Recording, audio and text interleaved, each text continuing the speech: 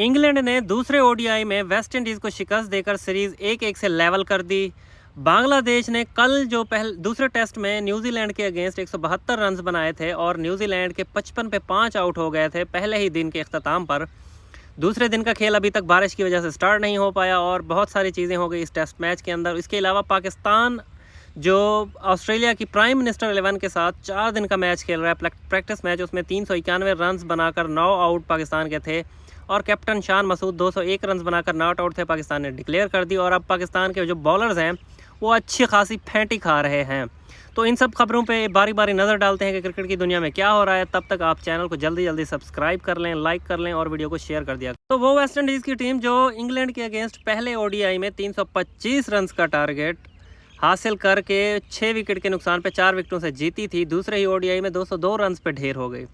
और इंग्लैंड ने बासानी वो हदफ 32 ओवरों में हासिल कर लिया। 206 रन बनाकर 6 विकेटों से ये मैच जीत लिया और सीरीज़ को 1-1 से लेवल कर दिया। अब मेरे ख्याल में यही रीज़न है कि ये लोग 2023 के वर्ल्ड कप में नहीं थे, 2025 की चैम्पियन ट्रॉफ़ी में नहीं होंगे और 2024 का T20 का वर्ल्ड कप है उसमें भी सिर्फ इसी वजह से ये लोग हैं क्योंकि ये एक होस्ट नेशन है। अदरवाइज़ इनका कोई हक नहीं है क्योंकि एक मैच में आप 325 चेज़ कर रहे हो और दूसरे ही मैच में आप इतने अनप्रडिक्टेबल और इतने अनकम्पिटेबल हो जाते हो कि आप 202 रन बनाकर ऑल टीम आउट हो जाते हो और आपको कोई हक नहीं पहुंचता। खैर, इस मैच में साइम करन ने 10 ओवरों में 3 विकेट लेकर 33 रन दिया और उनको player of the match award दिया गया।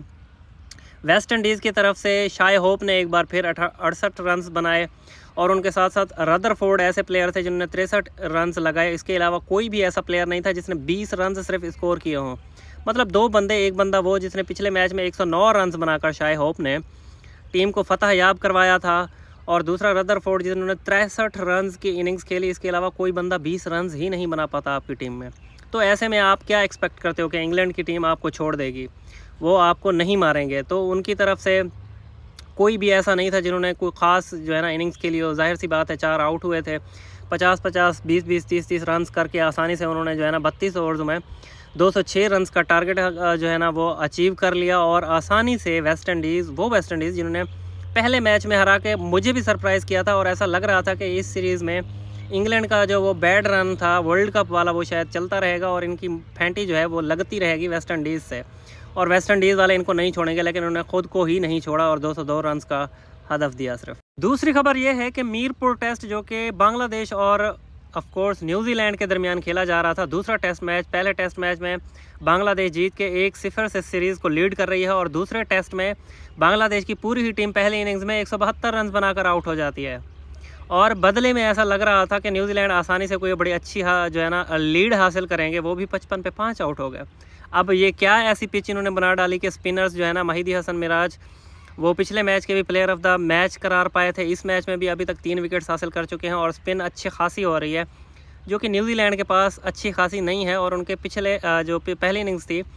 बांग्लादेश के अगेंस्ट उसमें भी ग्लेन फिलिप्स जो कि पार्ट टाइमर जिनको काउंट किया जाता है, हालांकि वो बॉलिंग अब अच्छी खासी करते रहते हैं, वर्ल्ड कप हो चाहे कहीं पे भी हो, तो उन्होंने 3 विकेट्स हासिल किए थे। अब भी 3 विकेट्स वही हासिल करके वो ठहरे हैं और बांग्लादेश को 172 पे निपटाने के लिए उनकी बॉलिंग जो थी वो कारगर साबित हुई। खैर, बैटिंग में अगर देखा जाए, हसन जॉय जो हैं बांग्लादेश के, उन्होंने 14 रन बनाए, जाकिर हुसैन ने 8 रन बनाए, Najmul Hussain Shanto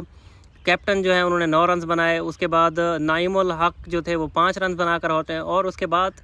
Mushfiqur Rahim wicket keeper batter वो 35 रन बनाते हैं और वो आउट कैसे हुए? Obstructing the field, handling the ball वो तारीख़ के पहले बांग्लादेशी प्लेयर बने और टेस्ट क्रिकेट में 5वें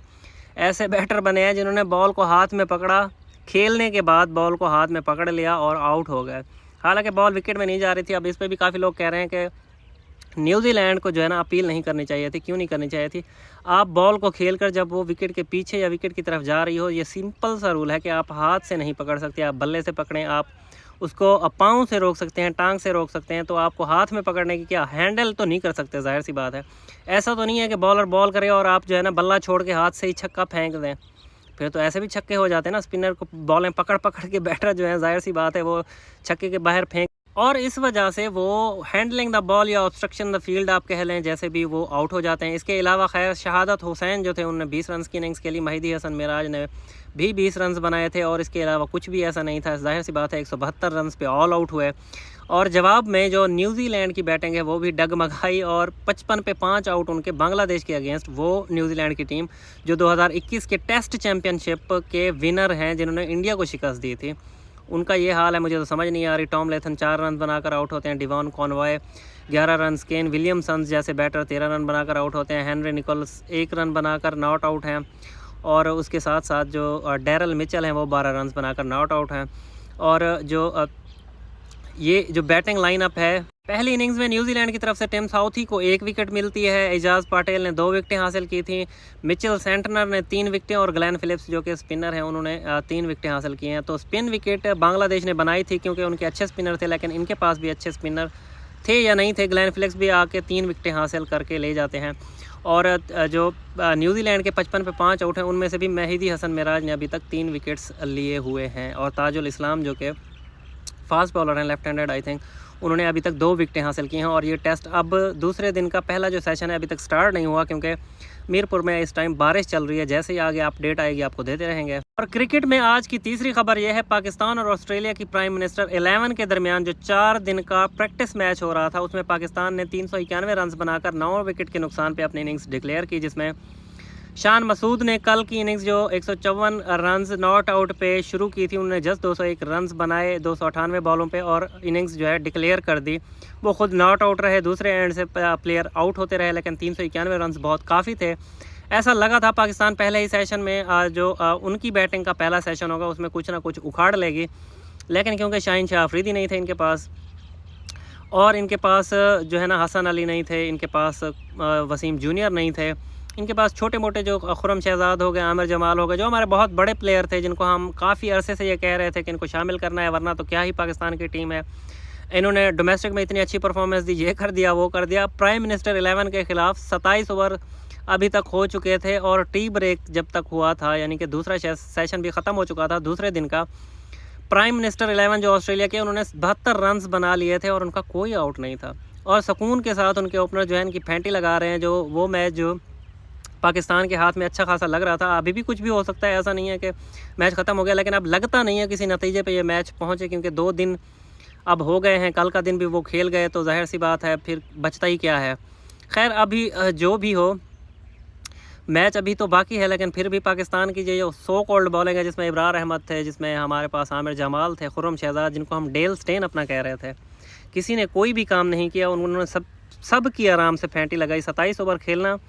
बहुत बड़ी बात होता है, छोटे मोटे नहीं है 27 ओवर, ठीक है टेस्ट मैच है या 4 दिन का मैच है फर्स्ट क्लास का, लेकिन फिर भी 27 ओवर में यार आप जो है ना प्राइम मिनिस्टर 11 की, जिसमें ऑस्ट्रेलियाई कोई बल्लेबाज नहीं है, कोई बैटर नहीं है, उनका कोई भी आउट नहीं कर पाए, तो आप सोच लें कि पर्थ टेस्ट में आपके साथ डेविड वार्नर, स्टीव स्मिथ और मार्नस